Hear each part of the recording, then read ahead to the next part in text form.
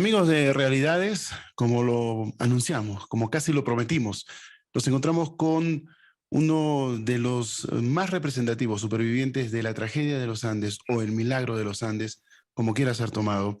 Me refiero a Roy Harley. ¿Cómo está, Roy? Bienvenido a Realidades. Hola Lucho, hola a toda la audiencia. La verdad que es un gusto, no sé si uno de los más representativos, soy uno de los sobrevivientes, simplemente uno de los 16 sobrevivientes de aquel accidente, de aquella historia que ya hace 50 años.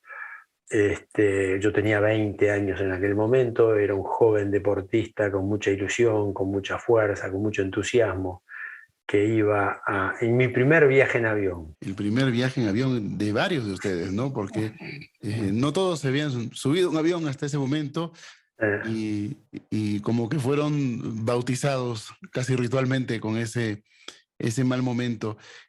Pero fíjese cómo esto cambia la vida de muchas personas, no solo la de ustedes y de sus familiares, sino también la de muchas otras personas cuando ustedes comienzan a dar un mensaje varios años después, porque ustedes estuvieron en silencio más de 20 años antes de que comenzaran a dar conferencias y ser un poco más mediáticos en cuanto a dar el mensaje. Sí, mira, Lucho, hubieron gente que del principio salió a dar conferencias. Yo trato de no hablar de lo que hicieron los otros, hablar lo que yo hice en particular. Este, yo, yo después del accidente, muy rápido me casé y, y a los 2, 3 años vinieron los hijos y, y bueno, yo era ingeniero industrial. Y yo no tenía una familia de dinero que podía yo sabía que mi familia iba a salir adelante por lo que yo podía hacer yo y mi señora. Y a eso me dediqué, a mi profesión, a trabajar, a tratar de darle un pasar, darle una buena educación, una buena salud, una buena este, ejemplo de vida, y yo me dediqué a trabajar. Yo no podía dedicarme a conferencias y demás. Yo trabajaba en grandes empresas corporativas del rubro de la pintura Ujú. y yo tenía que trabajar, yo tenía que ir todos los días a trabajar y tenía que viajar entre Uruguay y Argentina porque la planta tenía la fábrica esta, la empresa tenía dos plantas, una en Uruguay, una en Argentina y otras en Brasil. Yo viajaba bastante y me dediqué a eso. Además a mí no me gusta mezclar las cosas. Yo cuando estoy en un rubro y cuando estoy haciendo algo por lo cual me pagan, me dedico a eso y me dediqué a eso de lleno. Y así fue que trabajé durante 30 años como ingeniero, 32 años en estas empresas, hasta el año 2015, que la empresa tiene una política donde a los 60 años te agradece por los servicios. Y en realidad yo me lo hizo a los 62 años, yo tenía 62 años cuando me hicieron eso, 2 años más le pude robar porque yo estaba a cargo de la planta argentina también. Ujú. Y bueno, y una vez que quedé libre, me planifiqué mi vida para primero seguir trabajando. Yo no me iba a quedar quieto.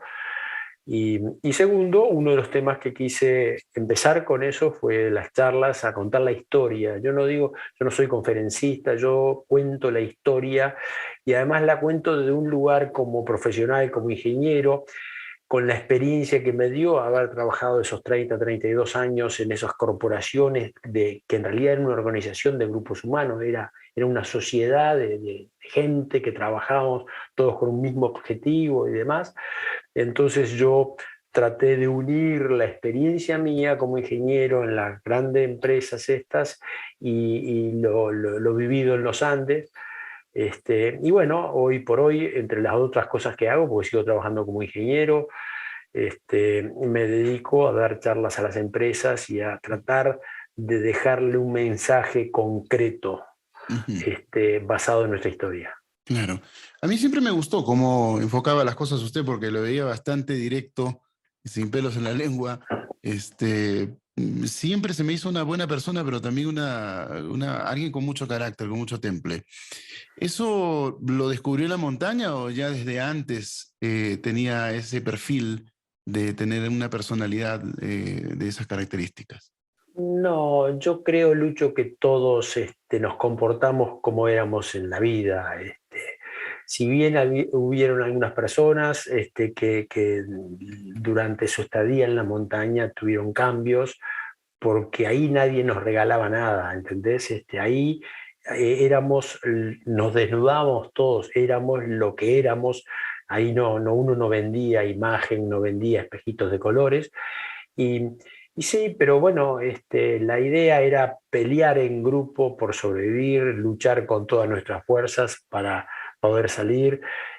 A mí lo que me motivaba en la montaña era el pensar que en mi familia, que mis padres estaban llorando un hijo muerto, que mis hermanos estaban llorando un hermano muerto y yo estaba vivo. Es Ujú. increíble porque a mí yo me preocupaba por el dolor de mi familia y no atendía o no me preocupaba tanto lo que estaba viviendo en ese momento yo. Y bueno, todos teníamos distintas formas de ser. Yo, como ingeniero, ya había empezado la carrera. No digo con los conocimientos de ingeniero, porque en primer año de facultad te puedo asegurar que no sabes nada de ingeniería, porque lo único que haces es teoría de análisis matemático, álgebra.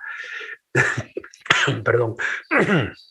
Yo, pero sí era inquieto, era muy manual, me gustaba hacer las cosas, a mí me gustaba hacer las cosas, me gustaba experimentar, y bueno, eso fue lo que hice un poco en la cordillera.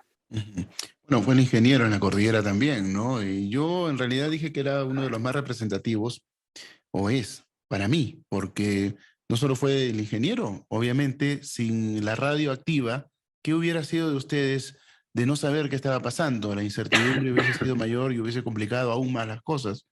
Pero creo que principalmente hubo un momento que hasta donde tengo entendido fue clave su presencia y la velocidad con la que actuó, que fue dentro de la avalancha, ¿no? Que fue la única persona activa, posiblemente activa, descubierta, porque también quedaron descubiertos el Vasco Chavarren y Arturo Nogueira. Pero usted quedó descubierto y comenzó a salvar a sus amigos, a rescatarlos, y de no haber sido que usted quedaba descubierto en ese día, probablemente la historia hubiese sido otra. Sí, dos puntos, déjame darte dos puntos. Primero, eh, yo creo que si no hubiésemos escuchado la noticia de la radio, ¿cuánto tiempo más hubiésemos seguido esperando? Eso, yo creo que eso es lo importante, porque fue un quiebre. El escuchar la noticia que no nos buscaban más fue algo como si, señores, se acabó. Ahora depende de ustedes. Ujú. Hasta ese momento, nosotros no hacíamos mucho. Nosotros el avión no lo habíamos acondicionado, no nos habíamos preocupado por ampliar el lugar, para tener más capacidad, para estar más cómodos. No habíamos cueriado todos los asientos para tener mantas para taparnos. No habíamos hecho un montón de cosas porque esperábamos el rescate de afuera. Entonces, esa noticia fue decir, señores, se acabó. Ahora depende de ustedes, ¿entendés? Y cambió nuestra actitud. El grupo El Cambio fue impresionante, cómo nos decidimos. Tú veías la actividad, pasamos de la pasividad de esperar que alguien nos ayude, nos rescate, a decir, señores, ahora somos nosotros. Todo el mundo trabajaba, todo el mundo hacía lo que podía, que tenía una pierna rota se arrastraba y hacía agua, pero todo el mundo estaba comprometido con un objetivo. Entonces, para mí fue crucial. Yo no sé qué hubiese pasado si nunca hubiésemos escuchado esa noticia, hasta cuándo hubiésemos seguido esperando. Ese Ujú. es un punto que te quería aclarar. Lo otro, lo de la luz, sí, lo de la luz, se dice que yo estaba tapado, no, yo quedé tapado de nieve también, pero quedé con menos altura de nieve en mi cabeza y probablemente yo también estaba, a mí lo que me hace pensar, yo estaba despierto. Yo no me había dormido todavía. Yo sentí mi cabeza contra el piso del avión, sentí una vibración como cuando estás en la calle y pasa un camión pesado, cuando pasa un bus, que sentís que vibra un poco el piso. Bueno, yo sentí esa sensación y dije, qué raro, ¿qué es esto? Y en el segundo instante sentí algo que me apretaba la cara. Yo me ponía una remera de algodón para que la nieve que entraba por los agujeros del avión no se me derritiese en la cara, me ponía una remera y me protegía. Yo sentí que algo me apretaba la cara, no sabía lo que era, no sabía lo que estaba pasando y automáticamente pegué un salto, sí, pegué un salto con un resorte y pude sacar mi cabeza. Ujú. Eso sí fue. Y bueno, en ese primer momento me vino a la cabeza un pensamiento que fue terrible. Yo veía el avión todo tapado de nieve, todos estaban tapados de nieve, arriba estaba colgado Nogueira, como tú bien decís, en una red que le habíamos hecho porque estaba muy lastimado, para que estuviera más cómodo, me Ujú. miraba con cara de loco, con unos ojos desorbitados, y, y yo dije, se mueren todos y me quedo yo solo vivo. Esto hubiera sido terrible, yo hubiera durado pocas horas. Ujú. Y ahí, bueno, hice un esfuerzo y pude zafar de eso, como un gusano que sale entre la nieve, pude zafar de eso. Yo me había cambiado de lugar 5 minutos antes de mi puesto con mi íntimo amigo Diego Storm. Él murió, yo quedé vivo. Este, lo primero que me vino la desesperación por ese espacio que quedaba entre la nieve y la parte de arriba del fuselaje, salí hacia afuera. Cuando salgo hacia afuera veo todo el panorama, todas las montañas que habían cambiado. Se ve que la cantidad de nieve que se había movido era terrible, enorme. El panorama que yo veía eran montañas que yo no conocía. Ahí me di cuenta que afuera no podía hacer nada, entré de vuelta y empecé a escarbar, ya veía manos que iban saliendo, iba escarbando, yo les dejaba un agujero tratando de que ellos pudieran ir respirando y iba a buscar a otras personas. Por el agujero que yo había dejado empiezan a salir otros compañeros y a medida que iba aumentando la cantidad de gente que estaba liberada y que se movía en ese pequeño espacio y nos movíamos arriba de la nieve, nosotros mismos con nuestro cuerpo compactábamos la nieve y hacíamos que a los que no habían podido salir hasta ese momento se les hiciera más difícil sobrevivir. Claro. Pero era inevitable, ¿no? O sea, por el espacio Era que inevitable, había. era inevitable. Claro. Además, era algo que lo hacías instintivamente. Ahí la cabeza tú no pensabas, funcionabas a adrenalina a Ujú. 100%, a 1000 km/h, tratando de sacar. Yo sabía que segundo que pasaba era algún otro más que podía rescatar. Ujú. Así fue que con esa avalancha, con esa luz, murieron 8 personas, entre ellos mi íntimo amigo que 5 minutos antes me había cambiado de lugar, Ujú. Diego Storm, ¿no? Diego Stone. Diego Ujú. Stone.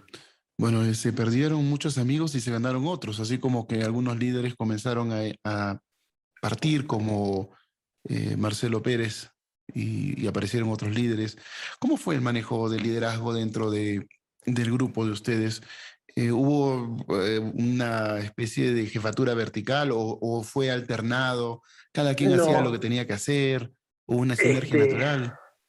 no, Lucho, ahí se daba algo que era, primero, había grupos de chicos que tenían 4 o 5 años mayores. Cuando tú tenés 20 años, un chico de 24 o 25 años, es una diferencia importante. Hoy en día, 5 años, 4 años a mí no me hace, los veo iguales, pero en aquel momento, cuando tú había chicos que eran de una generación más grande, los primos Strauch, Daniel Fernández, había unos cuantos chicos que tenían 4 a 5 años mayores. Y eso marcaba mucho.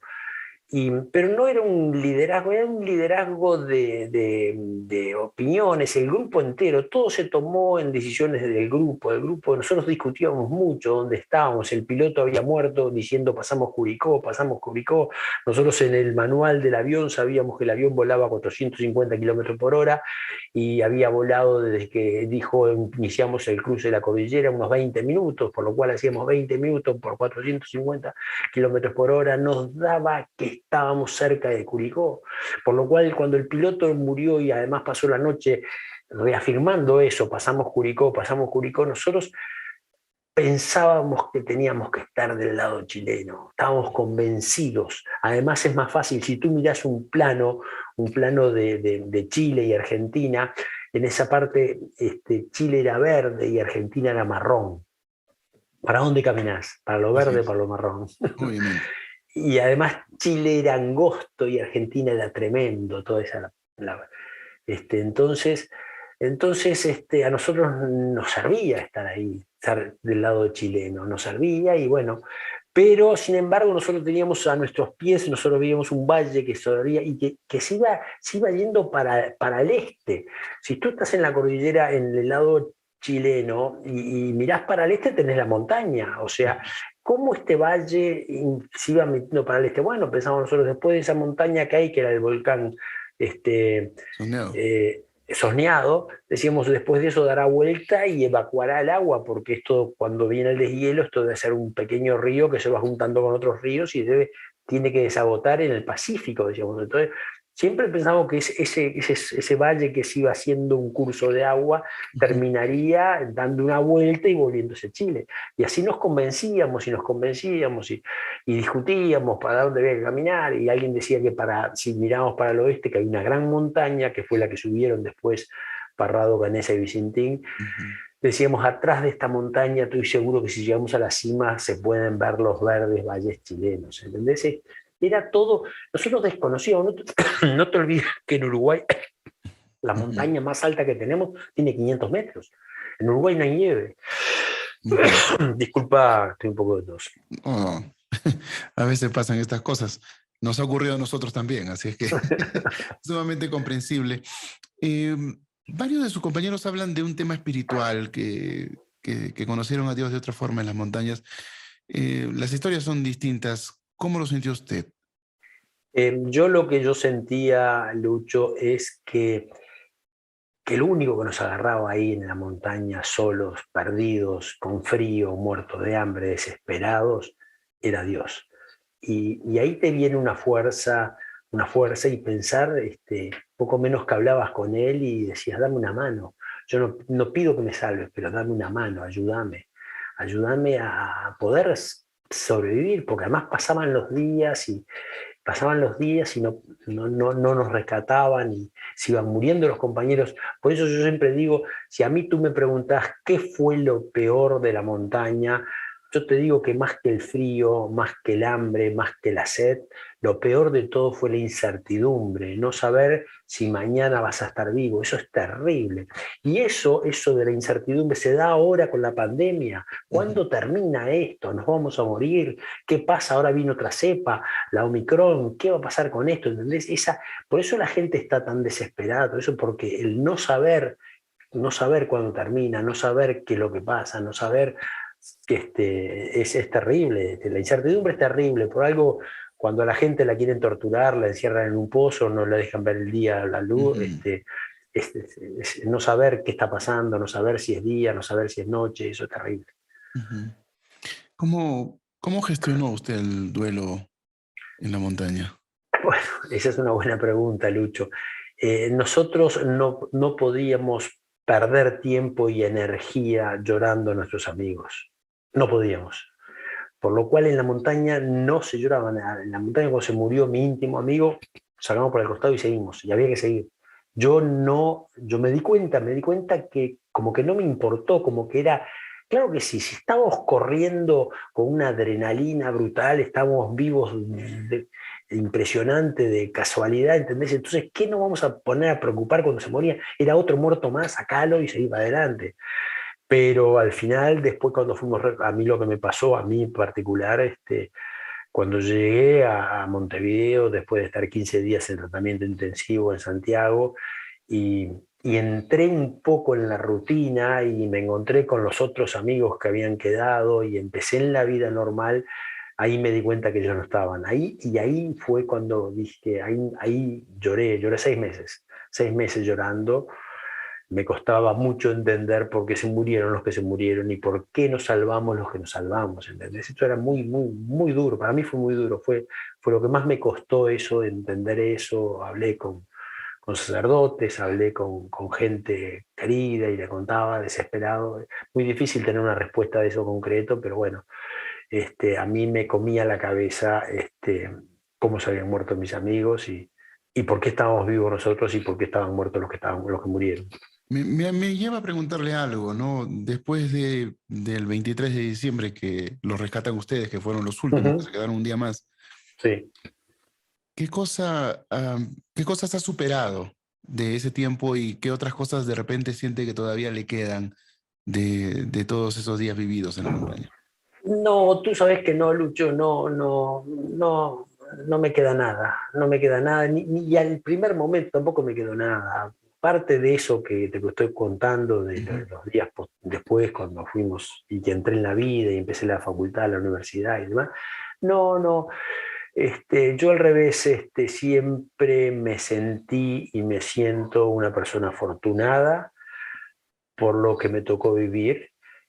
No lo viví como una desgracia, lo viví como un afortunado, que viví esa historia maravillosa y pude vivir para contarla. Yo creo que es una historia de amor, es una historia de un hecho increíble. Es más, a veces, Lucho, yo pienso, si realmente fui yo el que viví todo eso, me siento orgulloso, me siento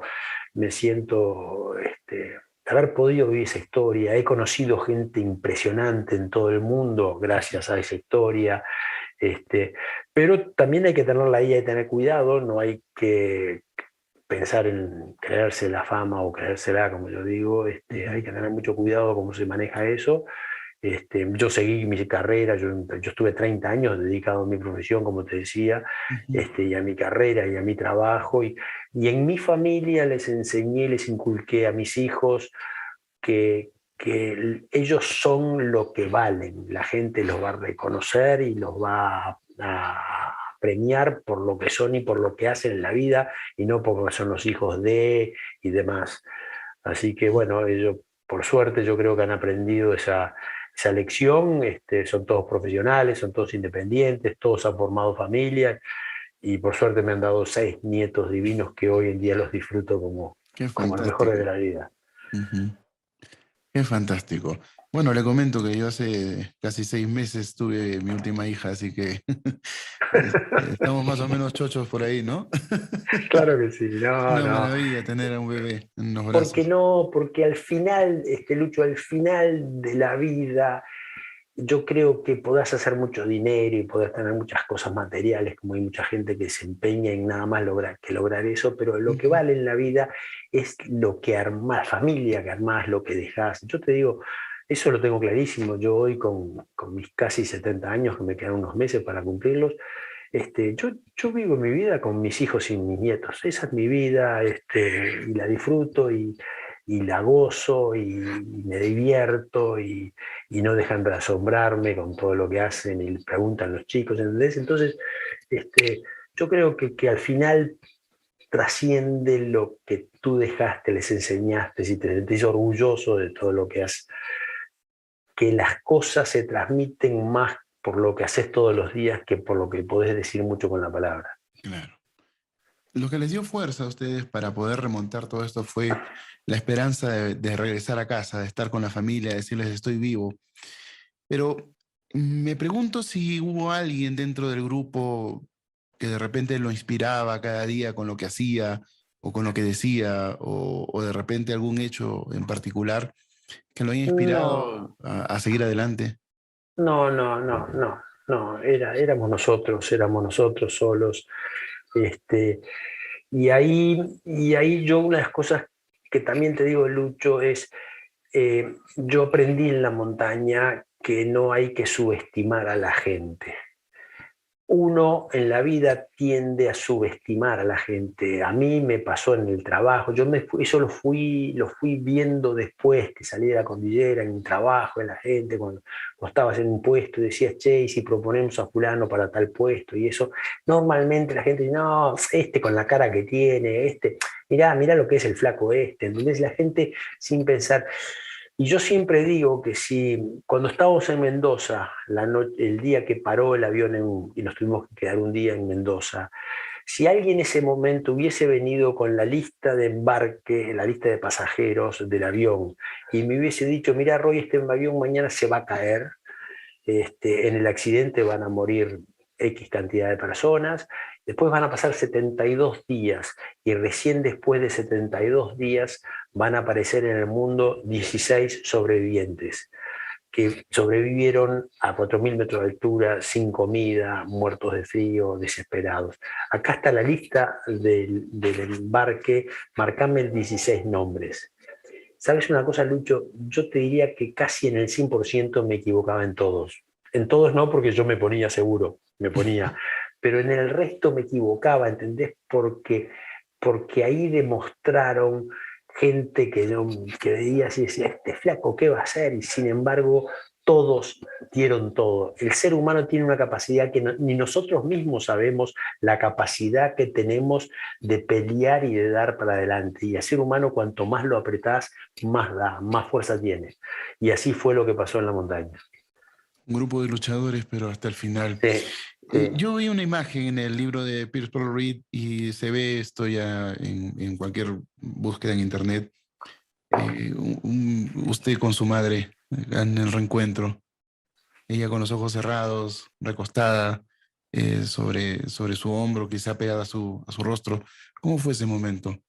Fue mágico, fue impresionante, te desbordaba, a mí me desbordaba. Fíjate que yo además, a nosotros nos rescatan el 22, yo me quedé un día más, o sea que yo ya me preparé un día para volver a la vida.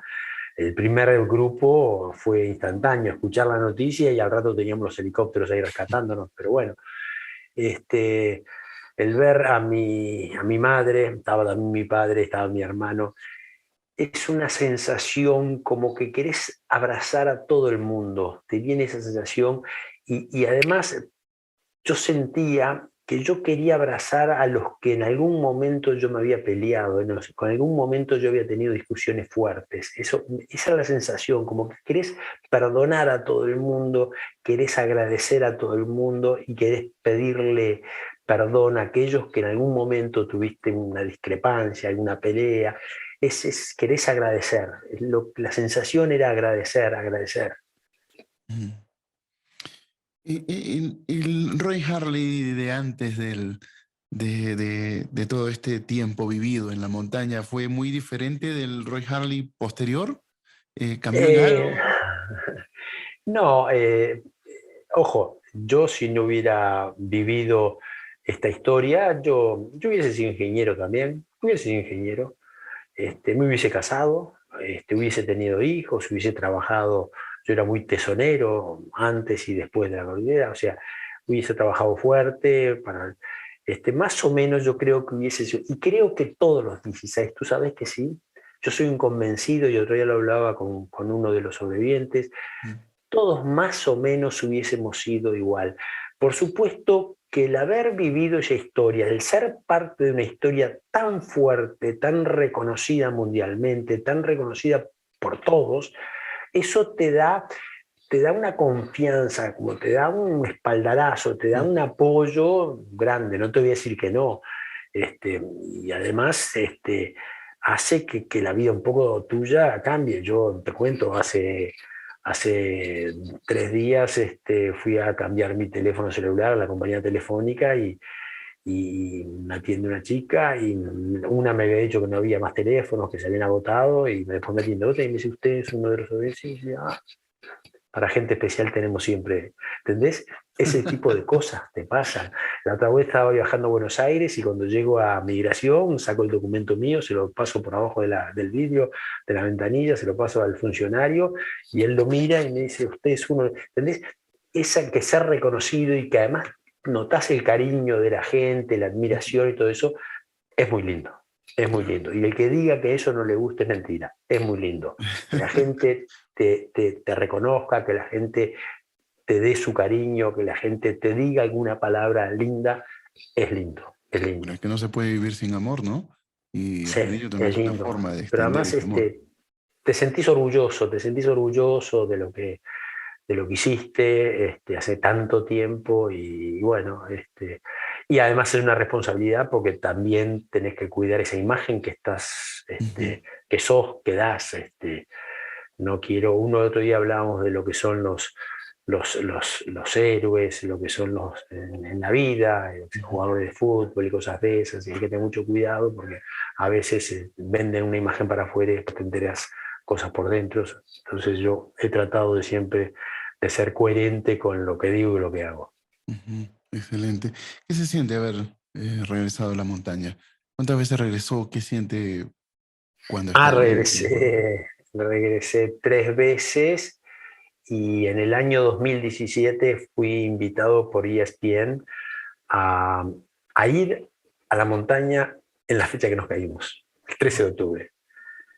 Y al principio te puedes imaginar, le dije que no, que estaban locos. Le digo, mira que el 13 de Sí, bueno, octubre también es una época en la peligrosa, ¿no? cordillera es una época peligrosa. Le dije, es imposible. Y ahí el que me lo estaba ofreciendo, una persona ejecutiva de esa compañía, me dijo, Roy, nosotros estuvimos averiguando y usted es uno de los pocos sobrevivientes que está en condiciones de llegar al lugar. Ahí me tocó el ego, entonces me gustó un poco. Yo hago mucho deporte, justo ahora casualmente vengo a hacer deporte y eso, Ujú. siempre me he mantenido en forma haciendo deporte, lo cual y cuando me dijo eso, me gustó, no te voy a decir que no. Y, y entonces le digo, pero es una locura, es imposible llegar la nieve, lo que es, las avalanchas, todo es muy difícil, porque además no podés ir a caballo, que normalmente la gente va a caballo, Claro. cuando en esa época no se puede andar a caballo. Y me dice, mire, Harley, vamos a organizar eso porque queremos filmar un programa, filmar el lugar y todo eso en esa fecha, y vamos con los líderes, con los guías de alta montaña número uno del mundo, que son dos argentinos hermanos que se llaman los hermanos Venegas, que en aquella época, en el 2017, tenían 15 Everest y 104 Concagua, y además eran los dos guías que habían hecho los 8-8, que son los 8 picos de más de 8.000 metros. Ujú. Cuando él me dijo todo eso, yo dije, para estos tipos que han subido 15 veces al Everest, ir al lugar del accidente a 4.000 metros de altura debe ser un juego de niño. Y ahí me empezó a gustar un poco más, Ujú. y bueno, y al final fuimos. Le pedí para ir con mi hijo, me gustaba que él me acompañara, mi hijo es fuerte, jugador de rugby y demás, tenía 30 años en aquel momento, y, y fuimos, y fue un viaje muy lindo, no llegamos, no pudimos llegar, nos agarró una tormenta de nieve terrible, Ujú. tuvimos 9 días caminando por la montaña, golpeando las carpas para que no los colapsara la nieve que caía, pero el sentir la nieve, el sentir la sensación de la nieve, el olor a la nieve, como yo digo, el sentir la acústica, cómo cambia cuando empieza a nevar, el frío, todas esas cosas y verlo con mi hijo, a mí fue muy lindo. Por supuesto que en otras condiciones, que íbamos cuando llevaba para comida y eso, teníamos toda la confort y la comida, pero ojo, pasamos mucho frío, fue un esfuerzo muy duro, hasta que un momento yo le dije, se acabó, más de 9 días, yo tenía que volver, tenía actividades, mi hijo también tenía actividades de trabajo, y llegó un momento y le dije, porque estábamos esperando que se abriera una ventana del tiempo para poder hacer cima, para poder llegar al lugar, y en un momento le dije, bueno, mira, se acabó, ya está, Ujú. si quieren ustedes vean después, pero yo tengo que volver, y así fue. Pero es lindo, a mí me gusta mucho la montaña, a mí me gusta mucho ir al lugar, a mí me gusta mucho ver ese lugar que nos hizo vivir toda esa historia. Así que bueno, si Dios quiere voy a tener que ir de vuelta ahora con mis nietos que ya me están pidiendo que los lleve. Bueno, va a ser una excursión bastante interesante. Yo le agradezco la entrevista. Sé que no tenemos mucho tiempo ya, es más, estamos excediéndonos un par de minutos, pero Sí. quería hacerle un par de preguntas. Una que es bastante Dime. trivial y Ujú, otra que tiene que ver con el día 73. ujú. Em, la trivial es, ¿le tomó temor volver a volar? ¿Tuvo ese problema como alguno de sus compañeros? ¿O lo tomó normal o fue progresivo el superarlo? Lucho, pánico le tengo a los aviones. Le tengo pánico. Y toda mi vida como ingeniero tuve que volar mucho, volaba, pero le tengo pánico y le sigo teniendo pánico. Y si le puedo sacar el cuerpo, se lo saco. Si puedo ir por tierra, voy por tierra. Al principio me tomaba 2, 3 whiskies en seco antes de volar. Después me di cuenta, porque yo volaba mucho en la región, acá en San Pablo, Argentina, que a veces no es muy bueno llegar al lugar de trabajo con olor a alcohol. Ujú. Después tomaba pastillas, pero sí, y hoy te digo, no te digo vuelo, si el vuelo es bueno, si el clima está bien, hasta si querés un poquito lo disfruto, pero voy alerta a cualquier ruido, cambio de ruido, cualquier movimiento, le miro la cara a las azafatas, voy alerta, vuelo alerta. Ujú.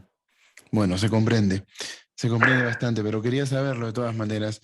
El día 73 fue Mm. un día de desazón porque no alcanzó a subir alguno de los helicópteros en el día 72.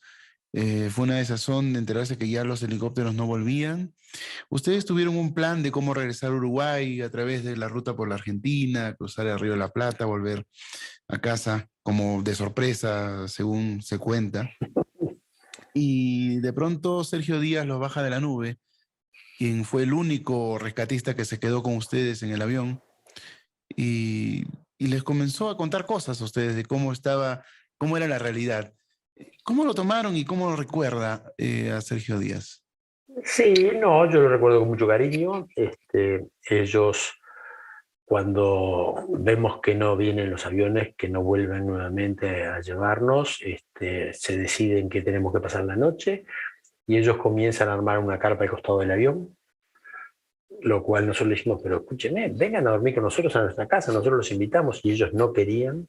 Eran tres: uno de socorro andino, un militar y otra persona que había ido ahí, y no querían, y es comprensible el dolor que teníamos, lo que ellos veían en todo alrededor del fuselaje y demás. Ellos tenían miedo, nos tenían miedo, hasta que al final Sergio decide pasar la noche con nosotros, y bueno, llevaban comida para 3 personas una semana, se la comimos todo esa noche le comimos todo. Y era una alegría. Nosotros ya nos sentíamos salvados, ya nos sentíamos rescatados, ya nos sentíamos que ya estaba, ya se acababa eso. Era hablarle y preguntarle qué decía el mundo, y que cuando se empezó a contarnos, nos empezó a asombrar de que realmente nuestra historia tuviese la repercusión que tenía. Nosotros pensábamos poco menos que llegar a Santiago, si salíamos de ahí, llamar por teléfono a nuestra familia, estamos vivos, y después, es más, habíamos organizado quién dormía en cada cuarto. Qué increíble, ¿no? Uno estaba en esas pequeñeces, quién dormía con quién se bañaba primero.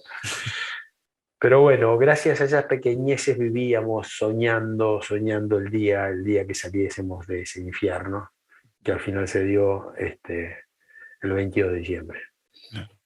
Una gran fecha, la verdad, yo Sí, pienso para la humanidad, porque sí, nos sí. demuestra muchas cosas hasta el día de hoy con el testimonio que ustedes nos dan. Y bueno, ojalá que podamos conversar más adelante, en algún Sí, cómo momento, no, Lucho. Un gustazo. Para mí es un conversar sobre gusto. esto. No quiero excederme más del tiempo y agradecerle el haber estado aquí en el programa. Me encantaría que le dejara un mensaje a nuestro público acerca de lo que ha vivido y qué es lo que mejor guarda de toda esa experiencia como para poder transmitírsela a ellos. Sí, yo el mensaje que quiero decirle es que valoren lo que tienen. Uno no valora lo que tiene hasta que te falta. Tenemos muchísimas cosas que no nos damos cuenta de todo lo que tenemos. Por ejemplo, el tener una canilla en tu casa, un grifo de agua que tú abrís y sale agua. Eso yo nunca me había puesto a pensar, y yo me di cuenta en la cordillera lo que es que a cualquier hora de la noche tú haces así y sale un chorro de agua.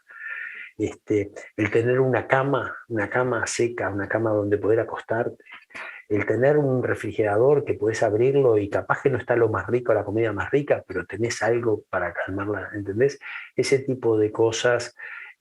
Yo digo, hay que valorar todo lo que tenemos y peleemos por más cosas, pero no nos perdamos de vista que hay mucha gente que no tiene esas cosas, hay mucha gente que pasa hambre, hay mucha gente que no tiene una cama seca, hay mucha gente que no puede darle de comer a sus hijos y esas cosas, y es terrible. Entonces, los que tenemos eso tenemos que valorarnos, tenemos que dar gracias a Dios y tenemos que realmente seguir peleando por todo lo que queremos. Gracias, Lucho. Gracias a usted por su presencia aquí, señor Roy Harley, con todo respeto. Muy amable, uno de los más representativos, termino así como empecé, de los supervivientes de la tragedia o el milagro de los Andes, estuvo con nosotros aquí en Realidades. Continuamos con Muchas el programa. gracias. Gracias a Un usted. gusto.